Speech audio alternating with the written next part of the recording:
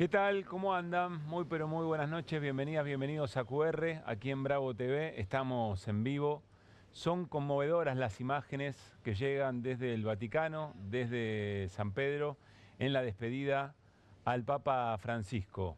En momentos en que la agenda periodística va entre las demostraciones de congoja, entre las demostraciones de afecto respecto a la figura del Papa Francisco y por supuesto lo que empieza a cobrar forma, es decir, la discusión que se empezará a dar dentro de algunos días sobre cómo va a continuar la conducción de la Iglesia Católica.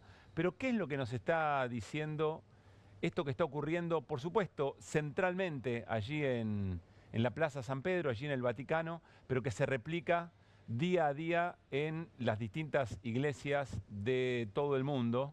Nos está diciendo que el mensaje del Papa Francisco llegó y llegó quizá más de lo que habíamos supuesto en un primer momento. Por supuesto que hay una referencia primera que tiene que ver con el padre espiritual de la feligresía perteneciente a la Iglesia Católica, eso está claro.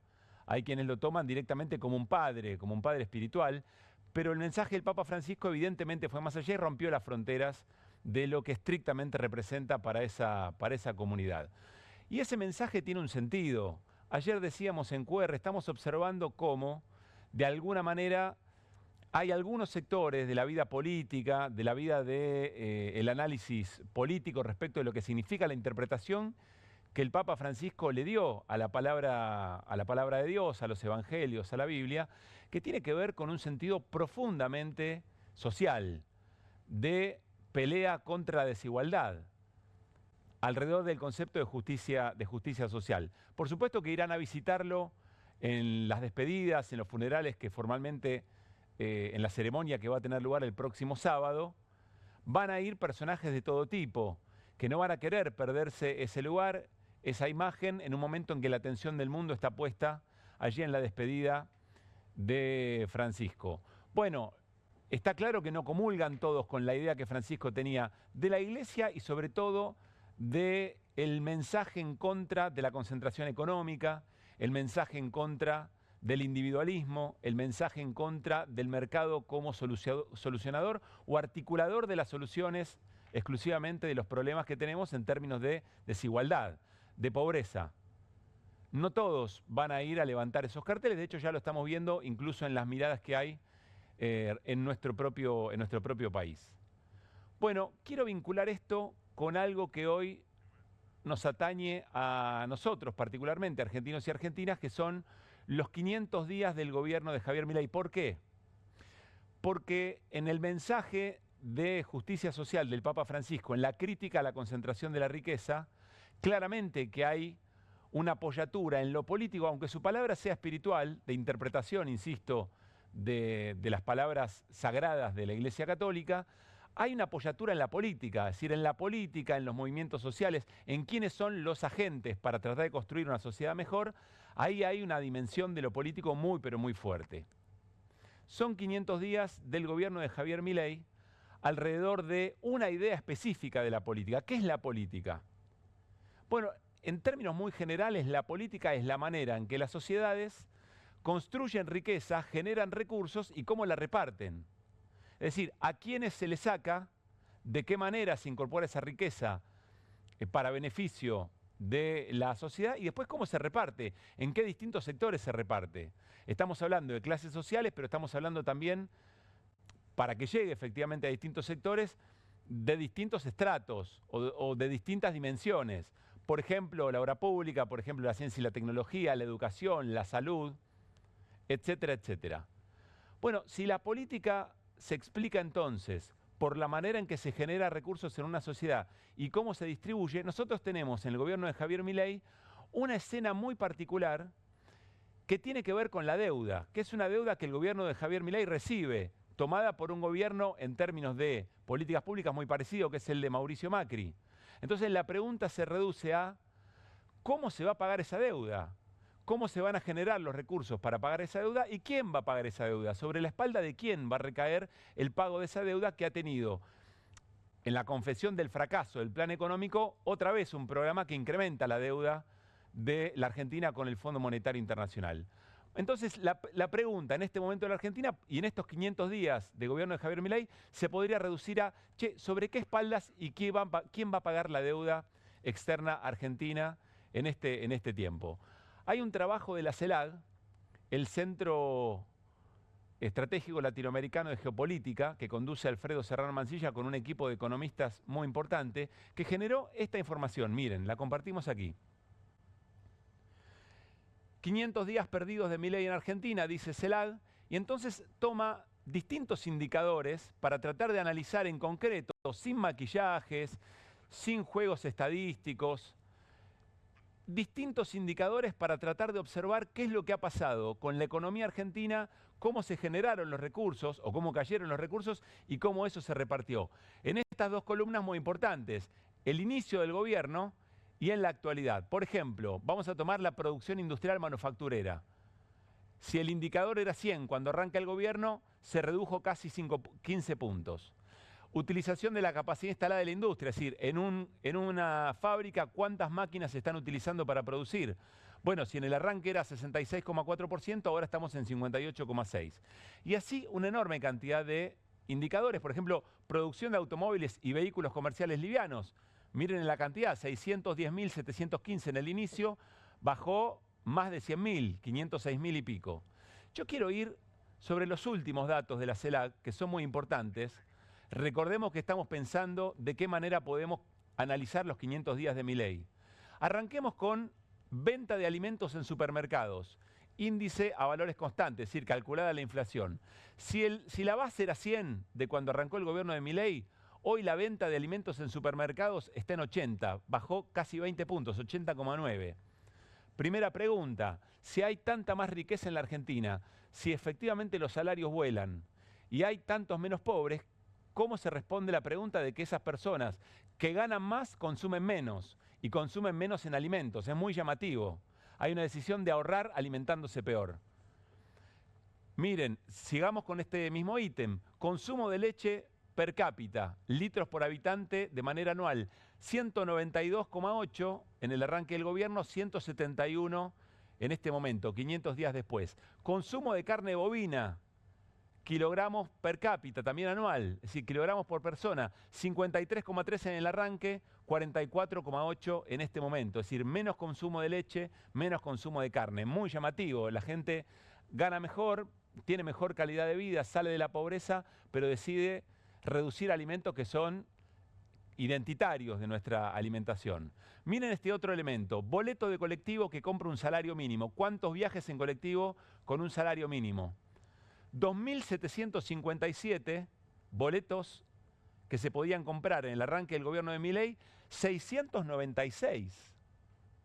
Todos estos elementos tienen que ver con la reproducción de las personas para ir a laburar. Si vos para ir a laburar, ahora pagás mucho más para poder ir a laburar.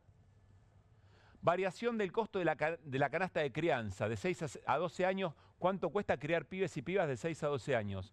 Si la base era 100 en el arranque, 245,8. Se duplicó el costo y un poco más. Canastas básicas que compran una jubilación mínima, es decir, con una jubilación mínima, ¿cuántas canastas básicas de alimentos? 1.24, 0.98.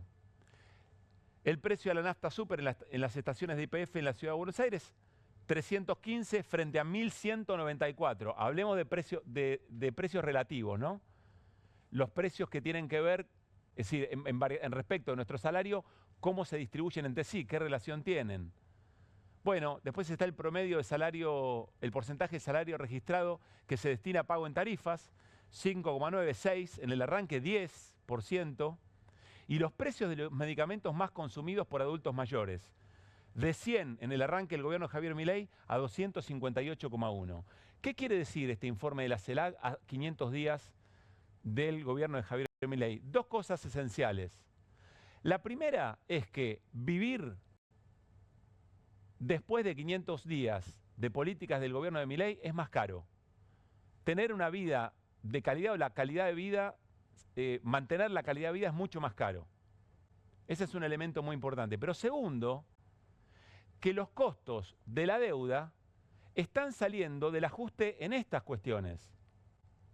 Acá es donde se produce el ajuste que efectivamente genera los recursos que va a terminar pagando esa deuda. La deuda recae, el endeudamiento recae, el ajuste recae sobre estos consumos, sobre este sector de la población. Carlos Heller nos viene diciendo algo que no sé si le estamos prestando la suficiente atención jueves a jueves. Él dice, ya no hay posibilidad de ajustar respecto de los sectores más empobrecidos, de los sectores que están en una situación muy al borde del sistema. No hay forma de obtener recursos de ahí, primero porque no los tienen y segundo porque siempre está el riesgo del estallido social. Entonces, a quien se está ajustando mayoritariamente es a la clase media, que también impacta por derivación de lo que la clase media eventualmente después transforma en changas, en trabajos informales, también impacta en los sectores populares. Pero mayormente el peso del ajuste tiene que ver con la clase media. Es decir, si la política es cómo se generan recursos y cómo se reparten, o a quién le quito recursos para repartirlo de otra manera, lo que estamos viendo es que para mejorar las utilidades de los grandes negocios de la bicicleta financiera, que es el esquema de generación de valor o es el esquema económico de este gobierno, esos recursos salen de la clase media. Y esto tiene un gran desafío para las políticas del gobierno de Milei. El desafío es, ¿cuál es la presión del ajuste sostenible? ¿Cuál es el equilibrio que se banca una sociedad en términos de ajuste de sus clases menos pudientes, las más vulneradas y sobre todo de la clase media? ¿Y esto en dónde se expresa? Se expresa en estas imágenes. Se expresa en lo que hoy cumple un año, la movilización por la educación pública, que fue una de las más importantes en términos de resistencia a las políticas de Javier Milei, que nos dieron hace un año estas imágenes. Hoy se cumple un año de esto. Vamos a hablar sobre qué pasó en este año. ¿Está mejor la situación de las universidades o no? Pero acá es donde se empieza a jugar o donde va la pregunta sobre la esencia del gobierno de Milei. Es decir, ¿cuánto se banca, sobre todo en este momento, la clase media, el ajuste?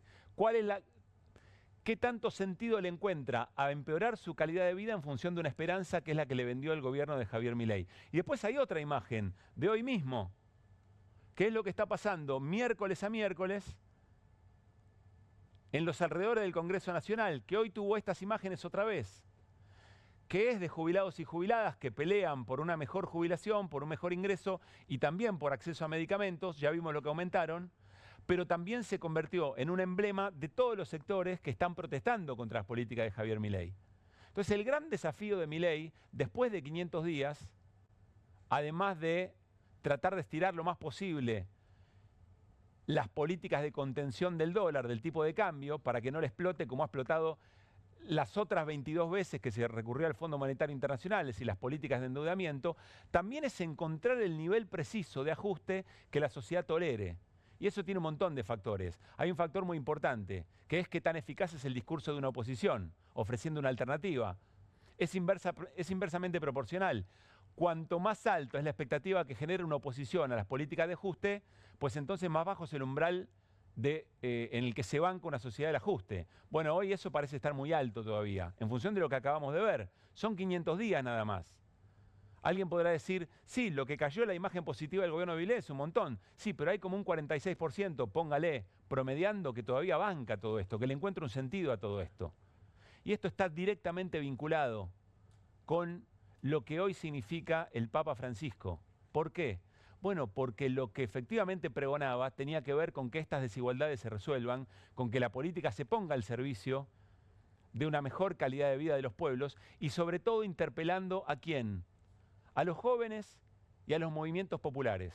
Y que en los movimientos populares, en la manera en que los movimientos populares se encuentran soluciones comunitarias, ahí la política tiene que ir a nutrirse para encontrar el sustento de las futuras políticas públicas que vuelvan a darle un peso específico a otra manera de entender el mundo, a otra manera de entender el Estado, a otra manera de mirarnos al espejo y de observar que las grandes desigualdades que hoy tiene a 1000 millonarios, muy pocos, incrementando sus riquezas en todo el mundo, tiene la contracara de tanta pobreza por la que el Papa Francisco efectivamente pregonara, más allá de que muchos hoy miren para otro lado, traten de buscarle otra vuelta para subirse a la despedida que en el mundo está teniendo el Papa Francisco, y que no es solamente porque es padre espiritual, es porque es un mensaje que evidentemente llegó.